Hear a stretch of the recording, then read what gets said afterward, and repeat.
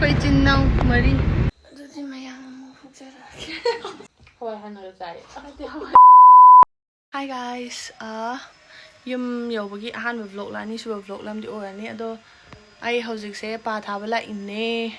kino punji gi ha ma tha do ini ado pa tha do kamai to iri ying ase ulak se koi chei bani lak minar bane ba ko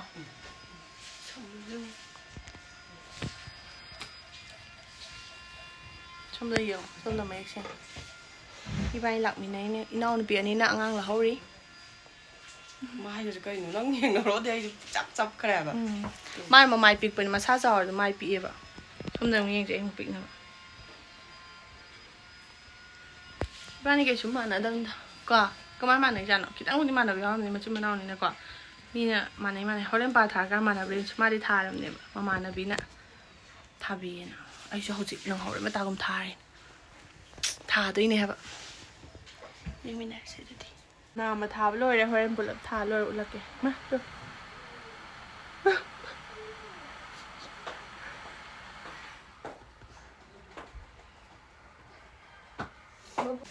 mẹ em không biết ba thả lôi ra tụi nó bị cái gì lại hàng ngang gì các bạn nên lại vào không khơi lê được khơi mà ninh lắm khơi chưa vậy rồi sẽ đi vlog sẽ mà tiếc xem này từ từ nào đồ mà tiếc mình tiếc hấp cái quoi sụt cái tao chạy lên brand new pa mà lại thì nè đó hojik se khoi che hoi adu gai nan pi khoi miam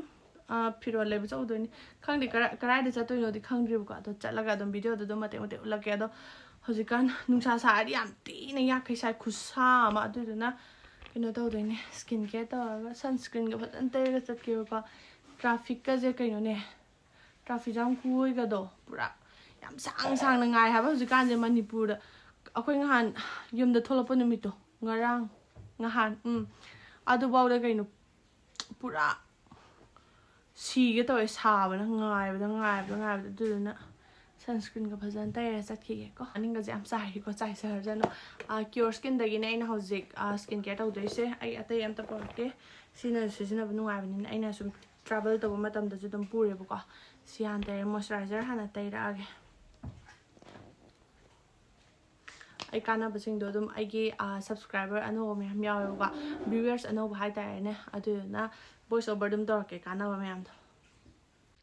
CureSkin gi kana ba hai ga di ko akoina app si kak download to bi rani bu ko adu ga dermatologist me am ma yawar mani khoi gi mai da lei ba problem me am se photo ma gi makha da AI detector ga lei ba problem sing do loina khangtok pa ga loina ne ko akhoi gi problem du ga chana ba skin care kit ne ko product mari da gi ta da na dermatologist sing na dum sembi ra kani bu ko aduga si khak na te ba akhoi gi diet plan akhoi gi hakchang mai da kaini kana ba pi ga da ba adugumba diet plan su sembi ga ne aduga water intake aduga tha according check up su to do ne bu ko adu su hai ba me am se free of cost ta ngak ta ne bu ko hai de free monthly check up aduga diet plan su free ko aduna me am akoi na famung da famna dum solve to ni da ko akhoi gi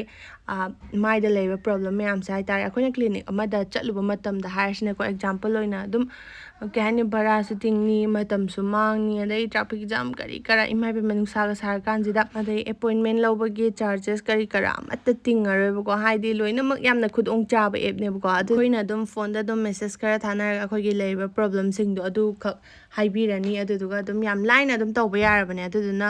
अदुम मयाम सु palm तारगादी सिगी CureSkin जे दम download तौरगा यिंगबियो आइगी kit box मनुंगदा सिगी product सिंग से यावरे अदो मयाम सु पामगादी सुमाइना product मरी दगी तादना दम यावबिरक्तोइने बको अदुदुगा यामना सु होंगबदे मागी price से प्रोडक्ट मयाम सिदने को ओनली 1499 खक्तने asi CureSkin की प्रोडक्ट से पाम तारगदी को आई दम मोगी ऐप तो कमेंट पिन दा नत्रगना डिस्क्रिप्शन दा अनिमक दम हापमगे बको मयाम सु दम डाउनलोड तौरगा ट्राई तौबियो अदो कैगुम्बा लेबी बतारगदी आई कूपन कोड सु लै काजल 100 से सिजनरगदी लुपा चामा ऑफ ओइदोइने अदुदना अदम डिस्क्रिप्शन अमसुंग कमेंट पिन चे आउट तौबिरो मैं हौजिक कोई बच्चा तोरे गायने कोई बना तेदा आई जो फिरोन हम त पोरक्तियो को सिदा सेनबा आदो जो अमन मंगा ngam ni नै पोरक्तबा अदुना फिरोन म लेरुगे Koi Echin enao Mari. Kita hai rong ni. Sina cab nek pa ne cab driver yang post ala. Ka. Rasi. Mai masan fan sina.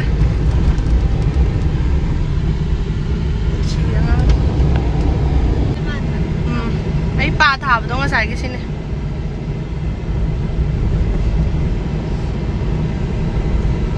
ꯄꯨꯟꯁꯤꯒꯤ ꯑꯍꯥꯟꯕ ꯊꯥꯕꯅꯦ ꯑꯗꯨꯗꯨꯅ ꯀꯩꯝ ꯇꯧꯗꯦꯗ ꯑꯩꯗꯤ ꯌꯥꯝꯅꯒ ꯄꯜꯂꯒ ꯂꯩꯔꯝꯗꯧ ꯃꯥꯜꯂꯦꯕꯀꯣ ꯑꯗꯣ ꯀꯩꯝ ꯇꯧꯗꯦ ꯄꯥꯡꯕꯗ ꯅꯨꯡꯉꯥꯏ ꯏꯁꯥꯒꯤ ꯑꯗꯨꯝ ꯌꯥꯎꯖꯕꯗꯣ ꯑꯗꯨꯝ ꯃꯥꯜꯂꯦ ꯑꯩꯈꯣꯏꯒꯤ ꯄꯥ ꯍꯥꯞꯄꯒꯤ ꯅꯨꯡꯉꯥꯏꯇꯕꯗꯣ ꯑꯗꯨꯃꯥꯏꯅ ꯇꯧꯗꯦ ꯑꯩꯈꯣꯏ ꯀꯪꯂꯥ ꯁꯤꯐꯥꯏꯗ ꯑꯩꯈꯣꯏꯅꯦ ꯂꯧꯕ ꯆꯪꯉꯤꯅꯤ ꯐꯖꯩ ꯃꯔꯣꯏ ꯃꯌꯥꯝ ꯍꯧꯕ ꯎꯔꯗꯤ ꯍꯦꯛꯂꯛꯀꯦ ꯎꯠꯂꯛꯀꯦ ꯍꯥꯏꯒꯦ ꯇꯧꯔꯒ ꯍꯦꯛꯑꯣꯏꯌꯦ ꯂꯥꯏꯁꯪ ꯁꯤꯅ ꯍꯧꯖꯤꯛ ꯌꯥꯝ ꯃꯟꯖꯜꯂꯝꯃꯦꯅꯦꯀꯣ ꯁꯤꯒꯤ ꯒꯣꯂꯥꯏꯁꯦ ꯍꯦꯛ ꯑꯣꯏꯕꯒ ꯑꯩꯈꯣꯏꯅꯦ ꯂꯩꯔꯦ ꯑꯩꯒꯤ ꯏꯄꯥꯒꯤ ꯍꯦꯛ ꯃꯈꯥ ꯃꯆꯟꯅꯨꯄꯤ ꯑꯩꯈꯣꯏꯅꯦ ꯂꯧꯔꯒ ꯑꯗꯨꯝ ꯑꯩꯈꯣꯏ ꯐꯤꯔꯣꯟ ꯌꯣꯟꯐꯝ ꯑꯃꯗ ꯆꯠꯂꯦ ꯑꯗꯨꯗꯨꯒ ꯐꯤꯔꯣꯟꯁꯤꯡꯁꯦ ꯈꯟꯕꯨꯗꯤ ꯈꯜꯂꯦ ꯑꯗꯣ ꯄꯥꯛꯅꯗꯤ ꯂꯩꯔꯛꯇ꯭ꯔꯦ ꯑꯃꯅꯤꯈꯛ ꯂꯩꯔꯒ ꯂꯥꯛꯑꯦ ꯍꯥꯏꯗꯤ ꯊꯃꯣꯏꯅ ꯈꯣꯏꯗꯥꯕꯗꯣ ꯄꯥꯛꯅ ꯌꯥꯎꯗꯕ ꯑꯗꯨꯒ ꯑꯉꯥꯡꯒ ꯆꯦꯟꯕꯅꯤꯅꯅꯦꯀꯣ ꯌꯥꯝ ꯐꯖꯅ ꯚꯤꯗꯤꯑꯣꯁꯨ ꯅꯝꯃꯛꯇ꯭ꯔꯦ ꯑꯗꯨꯅꯦ ꯌꯨꯝꯗ ꯑꯗꯨꯝ ꯍꯜꯂꯛꯑꯦ ꯑꯗꯣ ꯃꯌꯥꯝ ꯍꯧꯖꯤꯛꯁꯦ ꯅꯨꯡꯗꯥꯡ ꯇꯥꯊꯣꯛꯈ꯭ꯔꯦꯕꯀꯣ ꯍꯜꯂꯛꯄꯗ ꯑꯗꯣ ꯆꯥꯛ ꯆꯥꯔꯔꯣꯏ ꯁꯤꯒꯤ ꯑꯆꯥꯄꯣꯠ ꯃꯌꯥꯝꯁꯦ ꯆꯥꯔꯅꯤ ꯁꯤꯒꯤ ꯑꯆꯥꯄꯣꯠ ꯃꯌꯥꯝꯁꯦ ꯃꯣꯝꯁ ꯀꯤꯆꯟ ꯑꯦꯟ ꯀꯦꯗꯔꯤꯡꯅ ꯊꯥꯕꯤꯔꯛꯄꯅꯦꯕꯀꯣ ꯑꯗꯣ ꯌꯥꯝ ꯍꯔꯥꯎꯋꯦ ꯌꯥꯝꯁꯨ ꯆꯥꯅꯤꯡꯉꯦ ꯑꯩꯈꯣꯏ ꯆꯥꯅꯤꯡꯕꯅ ꯂꯣꯏꯔꯕꯅꯦꯕꯀꯣ ꯑꯗꯣ ꯏꯅꯥꯎꯅꯨꯄꯤꯒ ꯑꯩꯈꯣꯏ ꯑꯍꯨꯝ ꯆꯥꯔꯛꯇꯣꯏꯅꯦ ꯑꯃꯗꯤ ꯑꯉꯥꯡ ꯁꯨꯝꯃꯤꯕꯀꯣ ꯑꯗꯣ ꯁꯤꯒꯤ ꯃꯣꯝ ꯀꯤꯆꯟꯁ ꯑꯦꯟ ꯀꯦꯗꯔꯤꯡꯁꯦ ꯀ꯭ꯂꯥꯎꯗ ꯀꯤꯆꯟ ꯑꯣꯏꯅ ꯂꯩꯕꯅꯦꯕꯀꯣ ꯗꯦꯂꯤꯚꯔꯤ ꯇꯥꯏꯃꯤꯡꯁꯦ ꯑꯌꯨꯛꯀꯤ ꯄꯨꯡ 12ꯗꯒꯤ ꯑꯗꯨꯝ ꯍꯧꯔꯦ ꯑꯗꯨꯗꯨꯒ ꯌꯥꯝ ꯅꯨꯡꯉꯥꯏꯕ ꯑꯃꯅ ꯃꯤꯗꯅꯥꯏꯠ ꯀ꯭ꯔꯦꯚꯤꯡ ꯊꯤꯝ ꯑꯃ ꯌꯥꯎꯔꯦꯕꯀꯣ ꯑꯗꯨꯗꯨꯅ ꯅꯨꯡꯗꯥꯡꯒꯤ ꯄꯨꯡ 10:30 ꯐꯥꯎꯕ ꯑꯗꯨꯝ ꯗꯦꯂꯤꯚꯔꯤ ꯇꯧꯕꯅꯦꯕ ꯑꯗꯣ ꯅꯥꯏꯠ ꯀ꯭ꯔꯦꯚꯤꯡ ꯂꯥꯛꯄꯁꯤꯡꯁꯦ ꯁꯤꯅ ꯈ꯭ꯋꯥꯏꯗꯒꯤ ꯕꯦꯁ ꯑꯣꯏꯅ ꯈꯜꯂꯤꯀꯣ ꯑꯩꯒꯤ ꯑꯣꯏꯅꯗꯤ ꯑꯗꯣ ꯃꯣꯏꯒꯤ ꯑꯣꯐꯔꯁꯤꯡꯁꯦ ꯀꯩ ꯂꯩꯒꯦ ꯍꯥꯏꯕꯗꯣ ꯑꯗꯨꯝ ꯍꯥꯏꯖꯔꯛꯀꯦ ꯑꯣꯄꯦꯅꯤꯡ ꯑꯣꯐꯔ ꯑꯣꯏꯅꯅꯦꯀꯣ ꯂꯨꯄꯥ 500ꯒꯤ ꯃꯊꯛꯇ ꯂꯩꯕꯤꯕ ꯃꯇꯝꯗ 3 ꯀꯤꯂꯣꯃꯤꯇꯔꯁꯇꯤ ꯐ꯭ꯔꯤ ꯗꯦꯂꯤꯚꯔꯤ ꯑꯣꯏꯒꯅꯤ ꯑꯗꯨꯗꯨꯒ ꯐ꯭ꯂꯦꯠ 10% ꯑꯣꯐꯁꯨ ꯐꯪꯗꯣꯏꯅꯦꯕꯀꯣ ꯍꯥꯏꯗꯤ ꯂꯨꯄꯥ 500ꯒꯤ ꯃꯊꯛꯇ ꯂꯩꯕꯤꯕ ꯃꯇꯝꯗ ꯑꯗꯨꯒ ꯀꯣꯝꯕꯣ ꯃꯤꯜꯁꯦ ꯁ꯭ꯇꯥꯔꯇꯤꯡꯗ 140ꯗꯒꯤ ꯍꯧꯋꯦꯕꯀꯣ ꯑꯗꯨꯁꯨ ꯄꯦꯛ 4ꯗꯀꯣ ꯑꯗꯨꯒ ꯏꯚꯦꯟꯠꯒꯨꯝꯕ ꯂꯩꯕ ꯍꯥꯏꯗꯤ ꯀꯦꯇꯔꯤꯡ ꯁꯔꯚꯤꯁ ꯑꯗꯨꯗꯨꯒ ꯋꯦꯗꯤꯡ ꯀꯦꯇꯔꯤꯡ ꯑꯗꯨꯗꯨꯒ ꯕꯔꯊꯗꯦꯒꯨꯝꯕ ꯑꯃꯁꯨꯡ ꯏꯚꯦꯟꯠꯒꯨꯝꯕ ꯃꯌꯥꯝꯗꯣ ꯑꯗꯨꯒꯨꯝꯕꯒꯤꯁꯨ ꯂꯣꯏꯅꯃꯛ ꯑꯣꯔꯗꯔ ꯇꯧꯕꯤꯕ ꯌꯥꯒꯅꯤꯕꯀꯣ ꯑꯗꯨꯒ ꯃꯣꯏꯒꯤꯁꯦ ꯁꯤ ꯈꯛꯇ ꯅꯠꯇꯦꯀꯣ ꯂꯟꯆ ꯑꯃꯗꯤ ꯗꯤꯅꯔꯒꯤ ꯃꯌꯥꯝ ꯅꯥꯀꯣꯛꯄꯁꯨ ꯌꯥꯎꯔꯦꯀꯣ ꯑꯗꯨ ꯃꯌꯥꯝ ꯃꯣꯏꯒꯤꯁꯦ ꯁꯤ ꯈꯛꯇ ꯅꯠꯇꯦꯕꯀꯣ ꯂꯟꯆ ꯑꯃꯗꯤ ꯗꯤꯅꯔꯒꯤ ꯊꯥꯂꯤ ꯑꯗꯨꯝ ꯑꯣꯔꯗर ꯇꯧꯕꯤꯕ ꯌꯥꯒꯅꯤ ꯆꯤꯀꯟ ꯊꯥꯂꯤ ꯋꯤꯠ 5 ꯄ꯭ꯂꯦꯇꯔꯁꯇꯅꯦꯀꯣ ꯑꯣꯟꯂꯤ 140 ꯔꯨꯄꯤꯁ ꯑꯣꯏꯅꯤꯕꯀꯣ ꯑꯗꯣ ꯁꯤꯁꯦ ꯌꯥꯝꯁꯨ ꯍꯥꯎꯗꯧ ꯃꯥꯜꯂꯦ ꯑꯗꯨꯒ ꯃꯃꯜꯁꯤꯁꯨ ꯑꯗꯨꯝ ꯌꯥꯝ ꯑꯦꯐꯣꯔꯗꯦꯕल ꯑꯣꯏꯗꯅꯀꯣ ꯑꯗꯣ ꯃꯌꯥꯝ ꯀꯩꯅꯣ ꯇꯧꯔꯒꯦ ꯆꯥꯔꯛꯑꯒꯦ ꯏꯟꯁꯇꯥꯒ꯭ꯔꯥꯝꯒꯤ ꯀꯩꯒꯤ ꯄꯦꯖ ꯅꯨꯡꯗꯣ ꯑꯩ ꯂꯣꯏꯅꯃꯛ ꯅꯥꯀꯟꯗ ꯂꯣꯏꯅꯃꯛ ꯊꯣꯛꯍꯜꯂꯛꯇꯣꯏꯅꯦꯕꯀꯣ ꯑꯗꯣ ꯃꯌꯥꯝ ꯆꯥꯔꯒꯦ ꯑꯗꯨꯗꯨꯒ ꯑꯗꯨꯝ ꯍꯥꯏꯔꯛꯀꯦ ꯍꯥꯎꯋꯤ ꯍꯥꯎꯇꯦꯗꯣ ꯑꯗꯨꯝ ꯇꯪꯉꯒ ꯍꯥꯏꯔꯛꯑꯒꯦꯕꯀꯣ ꯑꯩ ꯀꯩꯅꯣꯗꯣ ꯑꯗꯨꯝ ꯍꯥꯏꯔꯛꯀꯦ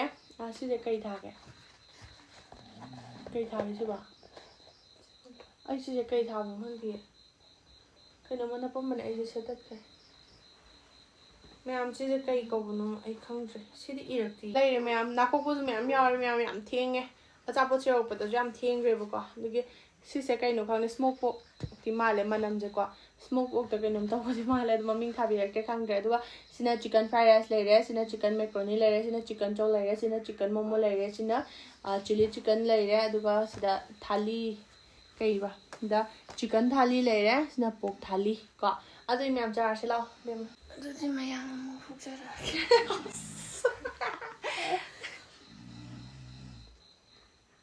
ꯀꯩ ꯍꯥꯟ ꯆꯥꯁꯤꯒꯦ ꯁꯤꯁꯦ ꯆꯥꯅꯤꯡꯉꯦ ꯀꯩꯅꯣ ꯆꯤꯀꯟ ꯐ꯭ꯔꯥꯏ ꯔꯥꯏꯁ ꯍꯥꯟ ꯆꯥꯁꯤꯔꯥ ꯆꯧ ꯍꯥꯟ ꯆꯥꯁꯤꯔꯥ ꯆꯥꯅꯤꯡꯕꯗꯣ ꯑꯗꯨꯝ ꯂꯥꯝꯃ ꯆꯥꯅꯔꯤꯁꯦ ꯁꯤ ꯑꯗꯨꯝ ꯂꯥꯝ ꯐꯪꯅꯤꯅ ꯂꯥꯝꯃꯣ ꯑꯗꯨꯝ ꯀꯣ ꯑꯩ ꯆꯥꯛ ꯂꯥꯝꯃꯦ ꯑꯩ ꯆꯥꯅꯤꯡꯉꯦ ꯑꯩ ꯐ꯭ꯔꯥꯏ ꯔꯥꯏꯁ ꯌꯥꯝ ꯆꯥꯅꯤꯡꯉꯦ ꯆꯥꯗꯕ ꯀꯨꯏꯔꯦ ꯑꯩ ꯑꯗꯨꯝ ꯁꯨꯃꯥꯏꯅ ꯂꯥꯝꯒꯦꯀꯣ ꯂꯥꯝ ꯃꯇꯠ ꯑꯝꯇ ꯊꯠꯂ ꯍꯥꯞꯄꯤꯔꯛꯀꯦꯁꯨ ꯌꯥꯏ ꯑꯩꯉꯣꯟꯗ ꯁꯤꯔꯣ ꯃꯥꯅ ꯆꯥꯕ꯭ꯔꯥ ꯆꯥꯔꯦ ꯌꯣꯝꯃꯒ ꯆꯥꯔꯦ ꯆꯥꯔꯣ ꯅꯪ ꯍꯥꯎꯕ꯭ꯔꯥꯗꯣ ꯍꯥꯏꯔꯛꯑꯣ ꯍꯦꯛ ꯐꯖꯅ ꯐꯝꯃꯣ ꯍꯦꯛ ꯀꯩꯅꯣ ꯁꯤ ꯂꯥꯡꯒꯦ ꯑꯗꯨꯒ ꯐꯝꯃꯒꯦ ꯁꯨꯃꯥꯏꯅ ꯇꯧꯔꯤ ꯃꯥꯡ ꯊꯝꯈ꯭ꯔꯁꯤꯀꯣ ꯁꯤꯁꯦ ꯃꯥ ꯆꯕꯤ ꯂꯥꯝꯃꯣ ꯃꯇꯨꯡꯗ ꯈꯣꯠꯂꯣꯏꯗꯣꯏ ꯑꯩ ꯁꯤꯜꯆꯔꯒꯦ ꯃꯌꯥꯝꯁꯦ ꯆꯤꯛꯆꯔꯛꯀꯦꯒ ꯍꯥꯏꯌꯦ ꯎꯠꯆꯔꯛꯀꯦ ꯍꯥꯏꯕꯅꯦ ꯃꯤ ꯂꯣꯏ ꯇꯨꯝꯅꯈ꯭ꯔꯦ ꯃꯣꯏ ꯂꯣꯏ ꯆꯥꯛ ꯇꯣꯛꯅꯈ꯭ꯔꯦꯕ ꯑꯩꯈꯣꯏ ꯁꯤ ꯑꯣꯏꯅ ꯆꯥꯔꯦ ꯁꯤ ꯑꯃꯇ ꯆꯥꯎ ꯈꯨꯍꯥꯎꯗꯣ ꯐ꯭ꯔꯥꯏ ꯔꯥꯏꯁ ꯑꯃꯇ ꯆꯥꯎ ꯈꯨꯍꯥꯎ ꯆꯥꯎ ꯍꯥꯎꯕ꯭ꯔꯥ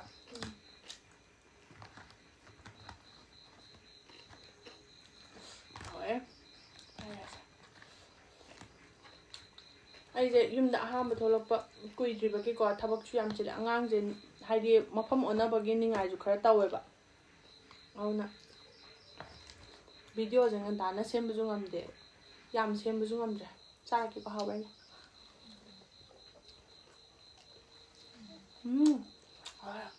ꯃꯅꯝ ꯈꯨꯅꯨꯡꯁꯤꯃ ꯈꯥꯡꯖꯨ ꯆꯥꯜꯂꯣ ꯑꯉꯥꯡꯁꯦ ꯆꯦꯃ ꯌꯥꯝ ꯇꯩꯔꯝꯕꯅꯤ ꯁ꯭ꯃꯣꯛ ꯄꯣꯛ ꯍꯥꯏꯕ ꯃꯥꯜꯂꯦ ꯄꯣꯛ ꯍꯥꯏꯕ ꯃꯥꯜꯂꯦ ꯍꯥꯎꯋꯦ ꯍꯥꯎꯋꯦ ꯌꯥꯝꯅ ꯍꯥꯎꯋꯦ ꯍꯥꯎꯇ꯭ꯔꯣ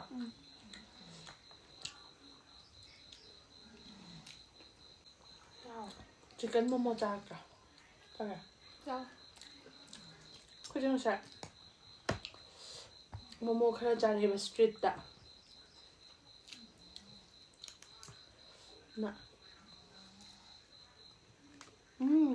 ꯈꯨꯍꯥꯎ ꯑꯃ ꯊꯝꯒꯦꯀꯣ ꯑꯩꯈꯣꯏ ꯆꯦꯁꯨ ꯌꯥꯎꯍꯜꯂꯛꯀꯦ ꯇꯧꯕꯅꯦꯕꯀꯣ ꯑꯩꯁꯦ ꯏꯄꯥꯝꯗ ꯆꯥꯛ ꯆꯥꯊꯣꯛꯑ ꯂꯥꯛꯀꯦꯅ ꯇꯧꯕꯅꯦꯕꯀꯣ ꯅꯨꯡꯗꯥꯡꯁꯦ ꯑꯩꯈꯣꯏ ꯆꯦ ꯍꯣꯏꯁꯨ ꯂꯩꯕ ꯍꯥꯏꯇꯥꯔꯦ ꯑꯗꯨꯒ ꯀꯩꯅꯣ ꯁꯤꯗ ꯑꯩ ꯃꯥꯏꯗ ꯃꯃꯤ ꯑꯃ ꯇꯥꯔꯤꯁꯦ ꯀꯩꯅꯣ ꯀꯔꯤ ꯃꯃꯤꯅꯣ ꯁꯤꯗ ꯑꯗꯨꯒ ꯑꯉꯥꯡꯁꯦ ꯌꯨꯝꯗ ꯁꯤꯟꯕꯒꯤ ꯀꯥꯞꯃꯟꯗꯅ ꯀꯣꯛ ꯉꯥꯎꯃꯟꯗꯅ ꯂꯥꯛꯑꯦ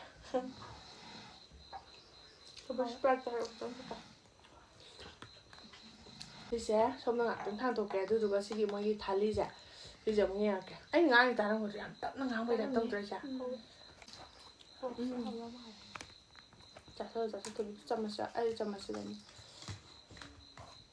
ꯆꯥꯛꯁꯨ ꯃꯅꯝ ꯅꯨꯡꯁꯤꯌꯦ ꯀꯣ ꯑꯩꯗꯤ ꯄꯣꯛꯅ ꯍꯦꯟꯅ ꯈꯔ ꯄꯥꯝꯖꯩ ꯅꯪ ꯍꯋꯥꯏ ꯆꯥꯔꯝꯗꯕ꯭ꯔꯥ ꯀꯦꯞꯁꯣꯟ ꯆꯥꯗꯕ ꯃꯇꯣꯡꯒꯤꯀꯣ ꯆꯤꯛꯀꯟ ꯍꯥꯟꯅ ꯆꯥꯏ ꯍꯋꯥꯏꯒ ꯆꯥꯏꯌꯦ ꯍꯋꯥꯏ ꯍꯥꯟꯅꯒ ꯆꯥꯏꯌꯦ ꯅꯠꯇꯦ ꯍꯋꯥꯏ ꯆꯥꯅꯤꯡꯉꯦ ꯇꯧꯕꯅꯦ ꯉꯁꯥꯏꯗꯒꯤ ꯌꯦꯟ ꯀꯩꯀꯥ ꯆꯥꯕꯁꯤꯗ ꯁꯂꯠ ꯌꯥꯎꯔꯦ ꯍꯋꯥꯏ ꯌꯥꯎꯔꯦ ꯆꯤꯛꯀꯟ ꯌꯥꯎꯔꯦ ꯆꯥꯛ ꯌꯥꯎꯔꯦ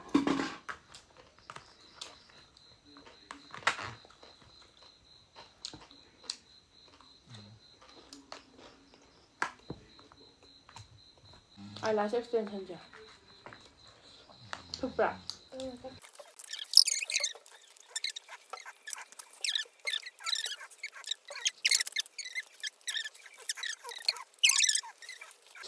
ꯃꯌꯥꯝ ꯌꯥꯝ ꯍꯥꯎꯋꯦ ꯄꯨꯛꯇꯗꯤ ꯆꯟꯗ꯭ꯔꯦ ꯑꯗꯣ ꯆꯤꯟꯗꯗꯤ ꯑꯗꯨꯝ ꯆꯥꯅꯤꯡꯉꯦꯕꯀꯣ ꯑꯗꯣ ꯉꯝꯗꯧ ꯃꯥꯟꯗ꯭ꯔꯦ ꯚꯤꯗꯤꯑꯣꯗꯣ ꯃꯨꯠꯊꯠꯂꯒꯗꯤ ꯉꯝꯕꯁꯨ ꯌꯥꯏꯕꯀꯣ ꯑꯗꯣ ꯃꯌꯥꯝꯁꯨ ꯑꯝꯇꯪꯈꯛ ꯇ꯭ꯔꯥꯏ ꯇꯧꯔꯒ ꯌꯦꯡꯕꯤꯌꯨ ꯍꯥꯏꯗꯤ ꯑꯦꯐꯣꯔꯗꯦꯕꯜꯁꯨ ꯑꯣꯏꯔꯦ ꯃꯥꯒꯤ ꯄ꯭ꯔꯥꯏꯁꯁꯦ ꯑꯗꯨꯗꯨꯒ ꯃꯍꯥꯎꯁꯨ ꯌꯥꯝ ꯊꯤꯅ ꯍꯥꯎꯋꯦ ꯑꯗꯨꯗꯨꯒ ꯑꯗꯨꯝ ꯅꯨꯡꯗꯥꯡꯗꯒ ꯃꯤꯠ ꯅꯥꯏꯠ ꯀ꯭ꯔꯦꯚꯤꯡꯒ ꯇꯧꯔꯁꯨ ꯑꯗꯨꯝ ꯑꯣꯔꯗꯔ ꯁꯠ ꯇꯧꯁꯜꯂꯒ ꯆꯥꯀꯥꯟꯗ ꯌꯥꯝꯅ ꯅꯨꯡꯉꯥꯏꯕꯗꯣ ꯑꯗꯨꯃꯥꯏꯅ ꯐꯥꯎꯅꯤꯕꯀꯣ ꯑꯗꯣ ꯃꯌꯥꯝꯁꯨ ꯑꯃꯨꯛꯇꯪ ꯇ꯭ꯔꯥꯏ ꯇꯧꯔꯒ ꯌꯦꯡꯕꯤꯌꯣ ꯑꯩꯈꯣꯏꯁꯨ ꯇꯧꯔꯦ ꯑꯗꯣ ꯃꯊꯪꯗꯩꯗꯤ ꯑꯩ ꯆꯥꯛꯀ ꯂꯥꯝꯃꯛꯑꯁꯨꯅꯦꯀꯣ ꯈꯪꯕ꯭ꯔꯥ ꯀꯩꯅꯣ ꯇꯧꯔꯔꯣꯏ ꯆꯥꯛ ꯑꯝꯇ ꯊꯣꯡꯉꯔꯣꯏ ꯆꯥꯛ ꯊꯣꯡ ꯇꯜꯂꯗꯤꯀꯣ ꯆꯥꯛ ꯊꯣꯡ ꯇꯜꯂꯗꯤ ꯆꯥꯛ ꯑꯝꯇ ꯊꯣꯡꯉꯔꯣꯏ ꯁꯤ ꯑꯗꯨꯝ ꯑꯣꯔꯗꯔ ꯁꯠ ꯇꯧꯁꯜꯂꯒ ꯑꯗꯨꯝ ꯆꯥꯔꯅꯤ ꯆꯥꯛꯀꯁꯦ ꯃꯅꯝ ꯅꯨꯡꯁꯤꯔꯦ ꯌꯥꯝ ꯊꯤꯅ ꯍꯥꯎꯕꯗꯣ ꯑꯗꯨꯗꯣ ꯑꯣꯏ ꯍꯥꯏꯕ ꯑꯗꯣ ꯃꯤ ꯑꯃꯃꯝꯇꯪꯒꯤ ꯆꯥꯕꯗꯣ ꯑꯗꯨꯃꯥꯏꯅ ꯑꯣꯏꯌꯦ ꯌꯥꯝ ꯍꯥꯎꯋꯦ ꯑꯗꯣ ꯃꯌꯥꯝꯁꯨ ꯑꯃꯨꯛꯇꯪ ꯌꯦꯡꯕꯤꯌꯨ ꯑꯗꯣ ꯑꯩ ꯑꯀꯨꯞꯄ ꯃꯔꯣꯜꯗꯣ ꯑꯁ ꯅꯥꯀꯣꯛꯄꯁꯤꯗ ꯅꯨꯡꯗꯥꯡꯁꯦ ꯊꯦꯡꯉꯦꯕ ꯑꯗꯣ ꯃꯌꯥꯝꯁꯨ ꯄꯤꯖꯔꯤꯕ ꯁꯤꯒꯤ ꯏꯟꯁꯇꯥꯒ꯭ꯔꯥꯝ ꯄꯦꯖꯁꯦ ꯁꯤꯁꯤꯗ ꯑꯗꯨꯝ ꯆꯪꯕꯤꯔꯒ ꯑꯗꯨꯝ ꯀꯟꯇꯦꯛ ꯇꯧꯕꯤꯌꯣ ꯑꯗꯨꯗꯤ ꯃꯌꯥꯝ ꯑꯩꯒꯤꯕꯨ ꯁꯨꯡꯁꯣꯏ ꯁꯣꯏꯗꯅ ꯃꯍꯥꯎ ꯑꯝꯇꯪ ꯇꯪꯕꯤꯌꯨꯀꯣ ꯃꯣꯝ ꯀꯤꯠꯆꯟꯁ ꯑꯦꯟ ꯀꯦꯇꯔꯤꯡꯗꯒꯤꯀꯣ ꯑꯗꯣ ꯉꯁꯤꯒꯤꯗꯤ ꯆꯥꯕꯒꯤ ꯊꯧꯔꯝꯁꯦ ꯁ꯭ꯋꯥꯏꯗ ꯂꯣꯏꯁꯤꯜꯂꯒꯦ ꯕꯥꯏ ꯇꯧ ꯏꯅꯥꯎꯄꯤ ꯑꯅꯤ ꯃꯕꯨꯛꯁꯦ ꯑꯝꯇ ꯇꯣꯡꯗꯦꯅꯦ ꯀꯩꯁꯦ ꯁꯤꯒꯤꯁꯦ ꯂꯦꯡꯕ ꯉꯝꯗ꯭ꯔꯦ ꯂꯣꯏꯁꯤꯜꯂꯁꯤ ꯃꯌꯥꯝ